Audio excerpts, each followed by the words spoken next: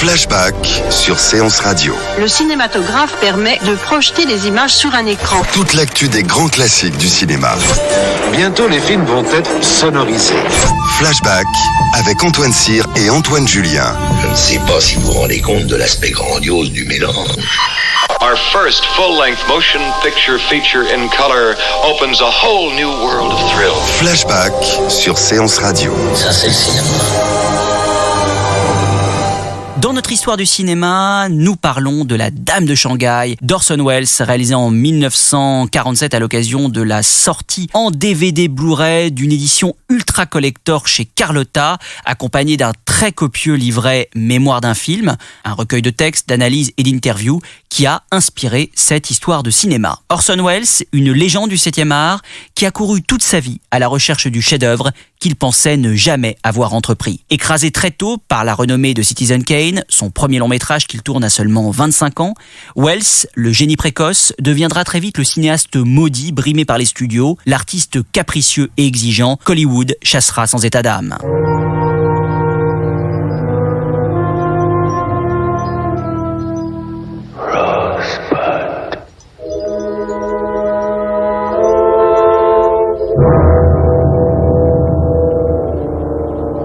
Sa carrière sera toujours placée sous le signe de l'inachevé et de l'inaccompli, comme si le cinéaste ne pouvait se résoudre à terminer une œuvre, jusqu'à l'exhumation posthume de son film ultime, The Other Side of the Wind, aujourd'hui enfin visible, plus de 30 ans après sa création. Et pourtant, la filmographie du maître scelle bien des pépites, et La Dame de Shanghai, qu'il tourne en 1947, en est une assurément. Un film qui naît d'une légende, celle alimentée par le journaliste Erskine Johnson, qui a prétendu qu'Orson Welles avait téléphoné à Harry Cohn, le redoutable magnat de la Columbia, pour lui demander les quelques dizaines de milliers de dollars dont il avait besoin pour continuer la production du Tour du monde en 80 jours, ambitieuse comédie musicale qu'il mettait en scène à Broadway, en passe de devenir un fiasco financier. Le mogul accepta de lui donner l'argent, à condition que Welles réalise un film pour lui. Le réalisateur lui aurait alors proposé l'adaptation d'un roman qu'il n'avait même pas lu, If I Die Before I Wake de Sherwood King, dont il avait opportunément aperçu la couverture au moment de son échange avec Cohn. William Castle, producteur exécutif de La Dame de Shanghai, livre lui une toute autre version. C'est lui qui aurait rédigé un traitement du roman et l'aurait remis à Welles, qui l'aurait proposé à Cohn sans l'avertir. Welles s'attaque à l'adaptation du roman et change de titre.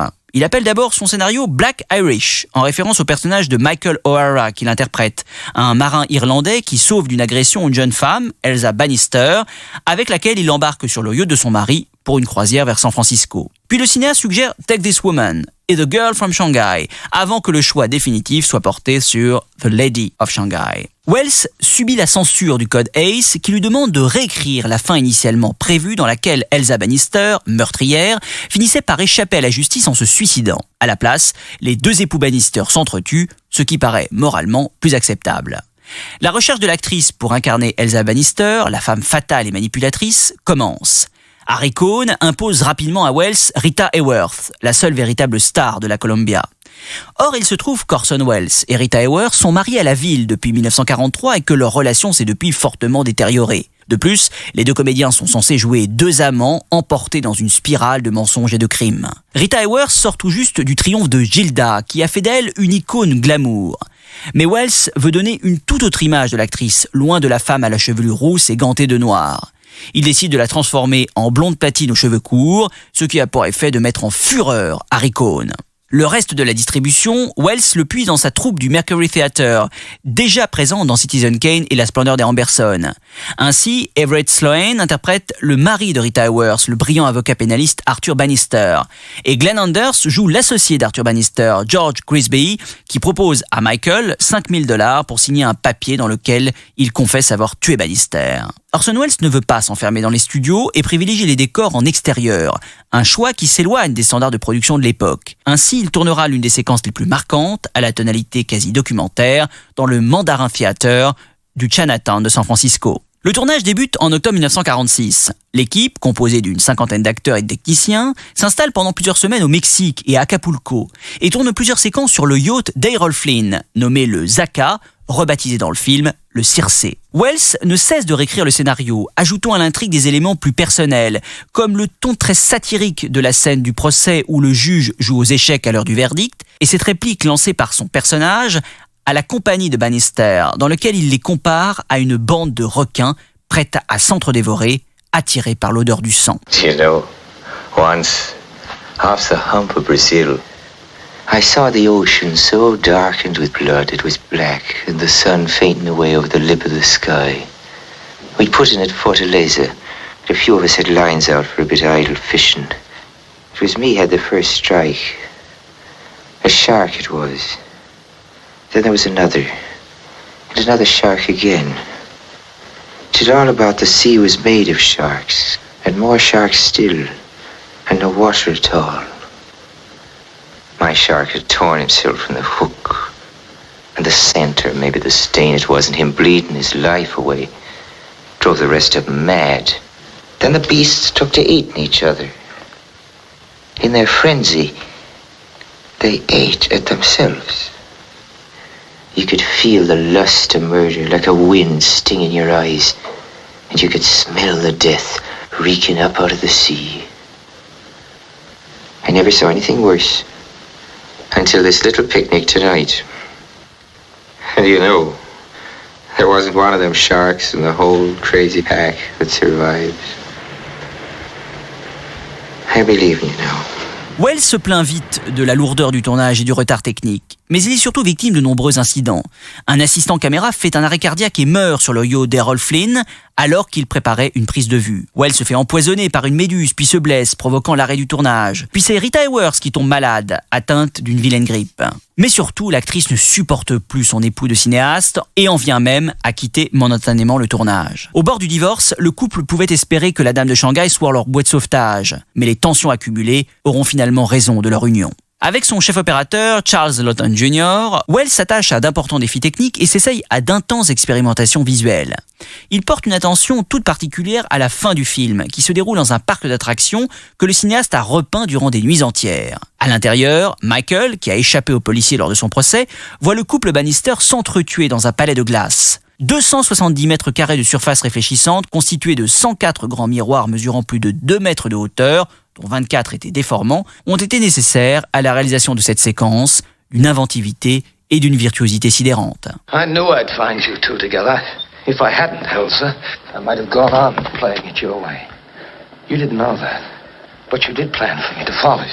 You've been drinking. I presume you think that if you murder me here, your sailor friend will get the blame and you'll be free to spend my money. Well, dear, you aren't the only one who wants me to die.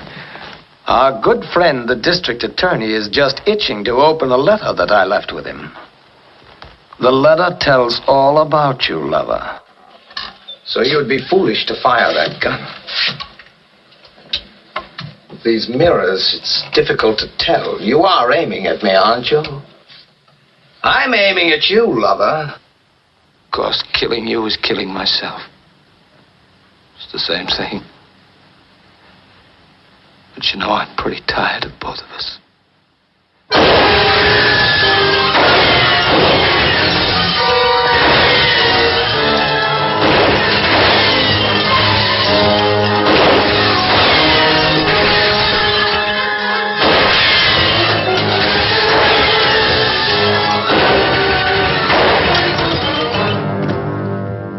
Le tournage s'achève en février 1947, avec un dépassement de budget de 2 millions de dollars.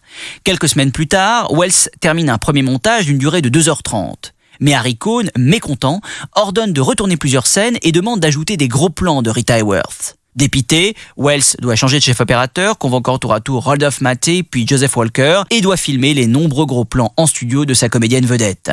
Les coupes imposées par Cohn rendent le montage du film de plus en plus chaotique. On demande même à Wells d'écrire une voix off supplémentaire prononcée par Michael O'Hara sur toute la durée du métrage. La post-production échappe de plus en plus au cinéaste, qui ne supervise ni l'enregistrement de la musique composée par Heinz Rommeld, ni la bande sonore dans laquelle le cinéaste souhaitait inclure des musiques latino-américaines savamment choisies. Le montage final, ramené à 1h30, ne trouvera pas grâce aux yeux de Wells, qui n'aura de cesse que de le critiquer. Harry Cohn veut que la promotion du film soit presque exclusivement centrée autour de Rita Hayworth et de son image glamour, véhiculée par Gilda. Dans une affiche publicitaire parue au moment de la sortie du film, on peut même y lire « Vous oublierez qu'il n'y a jamais eu une femme comme Gilda quand vous ferez la connaissance de la Dame de Shanghai ».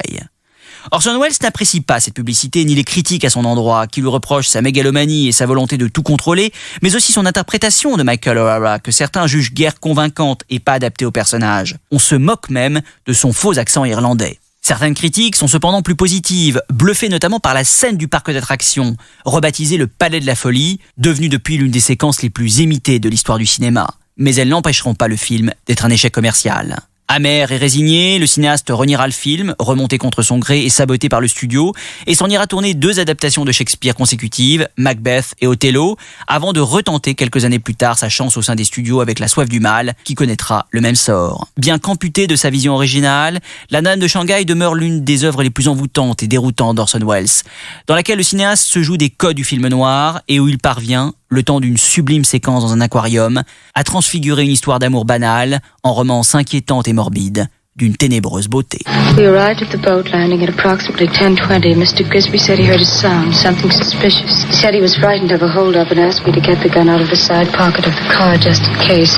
I reached in and got the gun, but I had hardly taken hold of it when the gun went off by accident in my hand. Then I saw that Mr. Grisby was all covered with blood. It took me a minute to realize that Mr. Grisby was dead, to realize that I, Michael O'Hara, had killed him. But I don't understand, Michael. What were you doing with George in Sausalito? Says Mr. Grisby wants to spend the night on a yacht and asked me to drive him there. And that's when I killed him.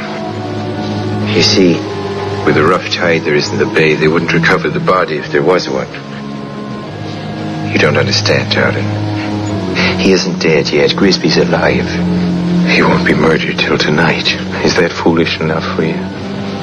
My husband wrote that thing and got you to sign it for him. It's one of those famous Bannister tricks. No, it's Grisby's idea. It seems Mr. Grisby wants to disappear, and this is a scheme of his to get himself declared dead. There's more to it than that, Michael. I don't know what, but there's more. It's a trap of some kind. You meet George tonight, just as he arranged. Go with him to Sausalito and do whatever crazy nonsense he asks you to do. As long as nobody gets hurt, it won't matter. Don't let him out of your sight. Maybe George isn't as big a fool as he seems to be, but I'll swear my husband's behind this whole thing. Oh, Michael, why did you let yourself get dragged into it? Sure, because I'm a fool. A deliberate, intentional fool. That's the worst kind. Or didn't you know? Yes, my beloved fool. I know.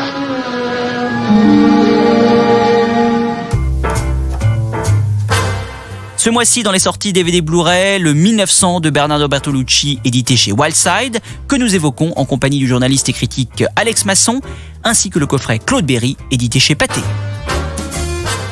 Dans l'actualité des DVD Blu-ray, nous débutons avec 1900 de Bernardo Bertolucci qui vient de nous quitter il y a quelques jours.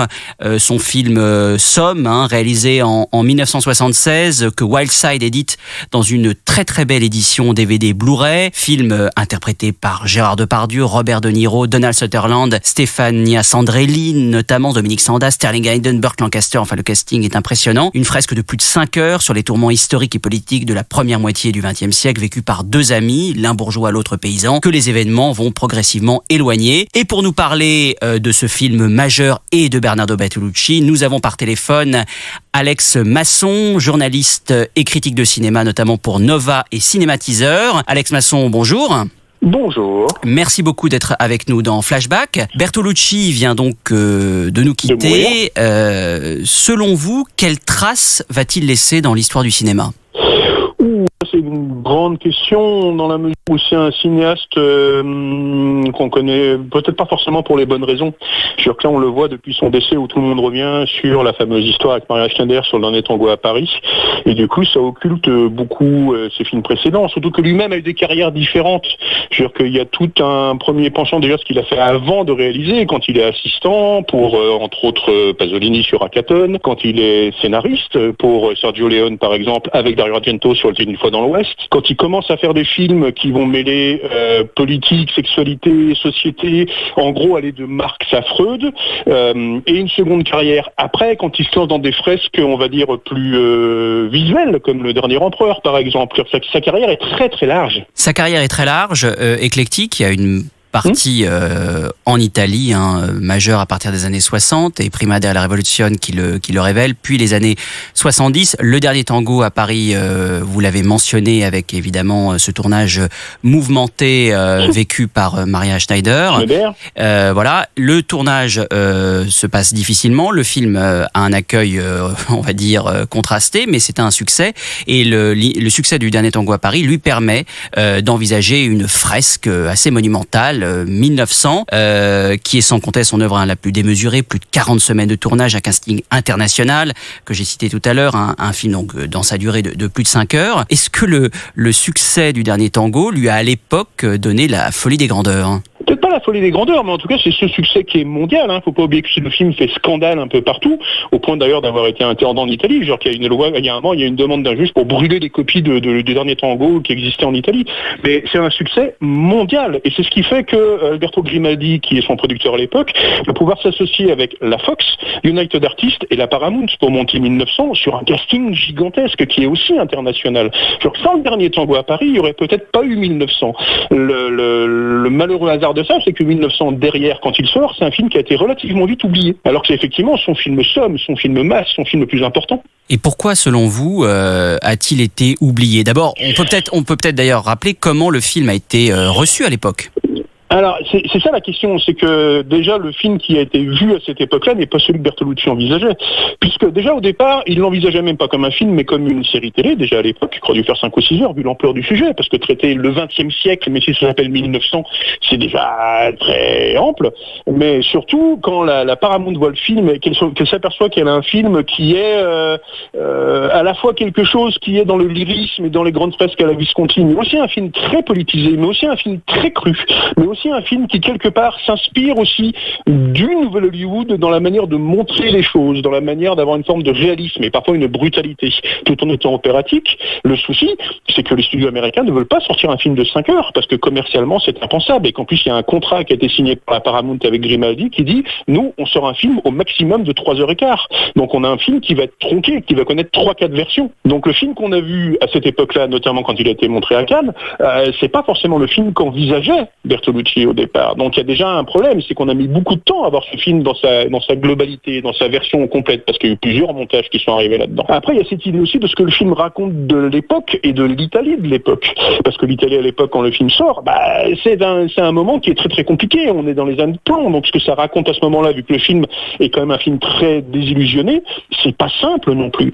Ce qui est plutôt étonnant, c'est de voir que ce film-là, finalement, il fait écho à Il était une fois dans l'Ouest, donc que Bertolucci a coécrit, parce que là aussi c'était un film sur la fin d'un siècle, sur la fin de nouvelles mœurs, sur une forme d'une violence sociale, politique qui allait arriver.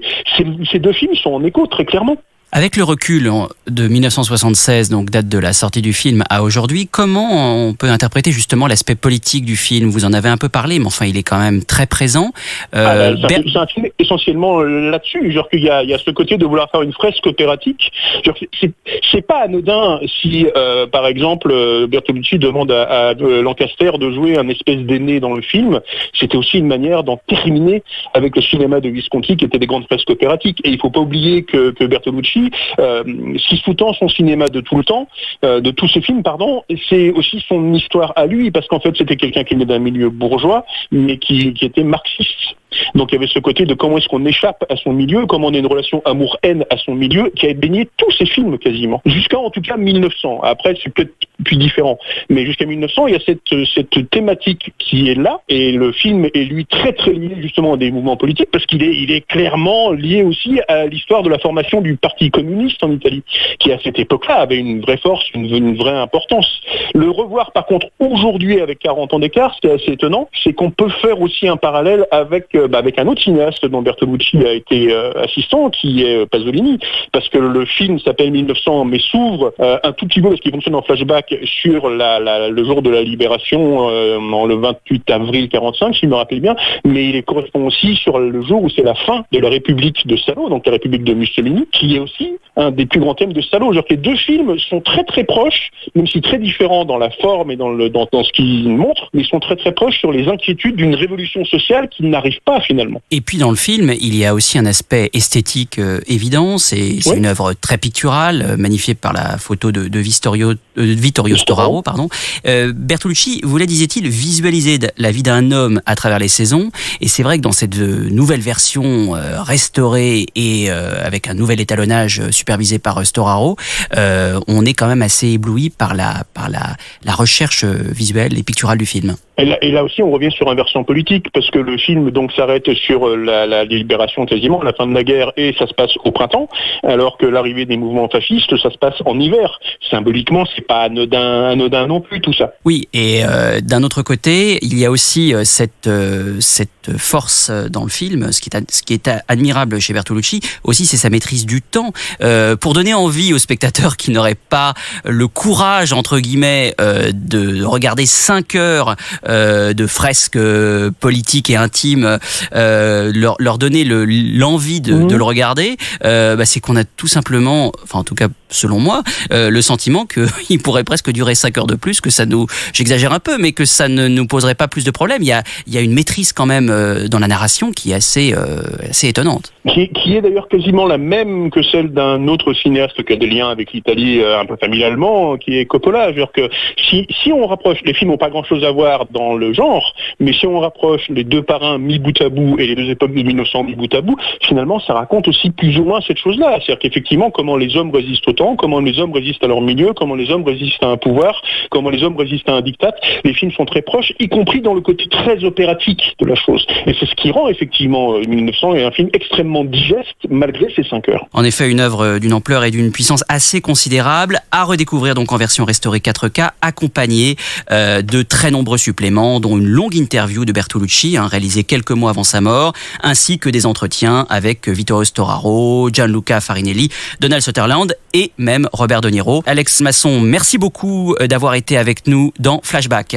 Je vous en prie. Au revoir. Au revoir. Forza avanti, tutti insieme! Siamo donne, paura non abbiamo, siamo dei nostri figli, siamo dei nostri figli, se vedi siamo donne, paura non abbiamo, siamo dei nostri figli, in Lega ci mettiamo, poi io e là, e la Lega crescerà, noi altri socialisti, e noi altri socialisti, poi io e là, e la Lega crescerà, e noi altri socialisti vogliamo libertà.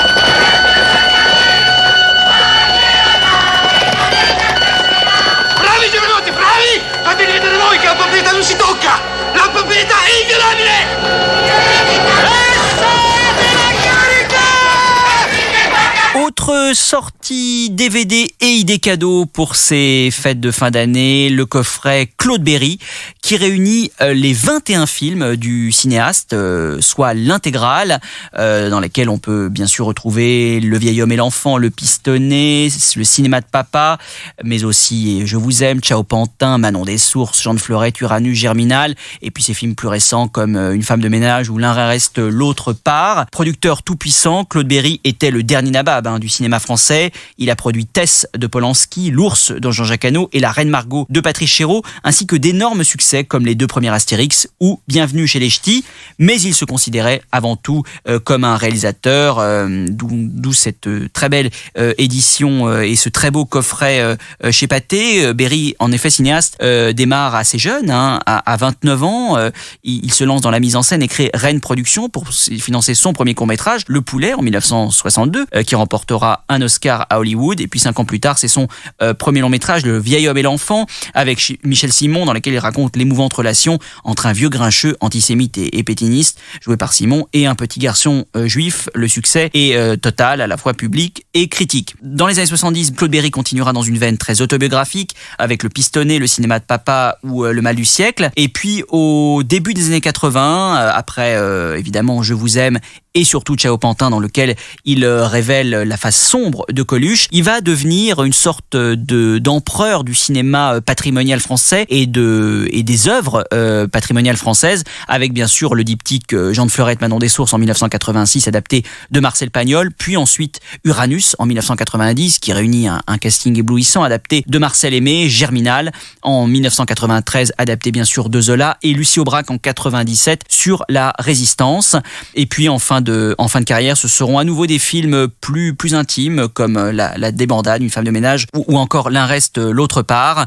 Donc une œuvre riche vraiment à redécouvrir dans ce très beau coffret édité chez Pathé, coffret d'ailleurs qui regorge de bonus, avec notamment un entretien avec Alain Cohen pour Le vieil homme et l'enfant, un documentaire inédit réalisé pour l'occasion par notre camarade Jérôme Ouibon, mais aussi sur Ciao Pantin des entretiens avec l'équipe du film, le making-of de Germinal ou de celui d'une femme de ménage. Bref, une édition donc très très complète de ce très beau coffret Claude Berry, édité chez Pathé.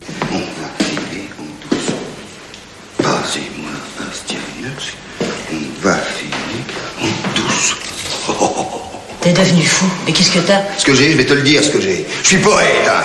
Parfaitement, je suis poète. Passez-moi Astyanax, on va filer en douce. Ça, bien sûr, tu comprends rien, mais ça, c'est un vers. Ça s'appelle un vers. Quand j'aurai trouvé le deuxième, eh ben j'en aurai 2. Et quand j'en aurai 30, quand j'en aurai 50...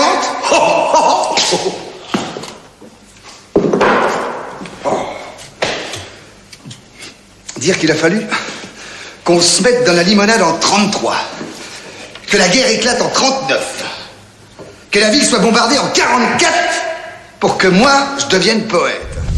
Flashback sur Séance Radio. Le cinématographe permet de projeter les images sur un écran. Toute l'actu des grands classiques du cinéma. Bientôt, les films vont être sonorisés. Flashback avec Antoine Cyr et Antoine Julien. Je ne sais pas si vous vous rendez compte de l'aspect grandiose du mélange.